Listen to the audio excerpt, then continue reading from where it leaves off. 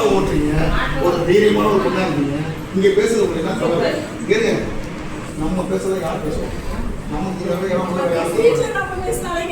அப்படின்னா இங்க கேட்பாங்க, இங்க பேசுங்க, இங்க பேசுங்க.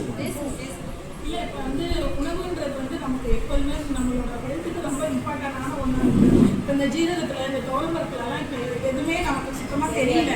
இப்ப சார் சொன்னது ரொம்பவே யூஸ்ஃபுல்லா இருந்துச்சு. இன்னமும் நீங்க டைம் இருந்ததுன்னா எங்களுக்கு இன்னும் நிறைய சொல்லுங்க. ஏன்னா இப்ப என்னென்னத்துல என்னென்ன கலப்படம் இருக்கு, டீத்தூள்ல இருந்து இவ்வளோ விஷயம், இந்த உப்புல இருந்து எல்லாமே எங்களுக்கு வந்து அதுவும் மெயினா சொல்றது இந்த செல்லுக்கு சார்ஜர் சொன்னீங்க பாருங்க, அது முக்காசு பேர் வீட்டுல நடக்குது.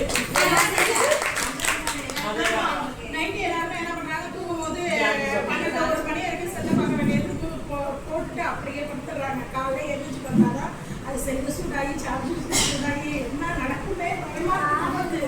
அதான் அதை கேர் எடுத்துக்க மாட்டேங்குது. ஆனா இது நல்ல ஒரு இன்னும் மக்கள் நிறைய வந்து தெரிஞ்சுக்கிட்டா நல்லது.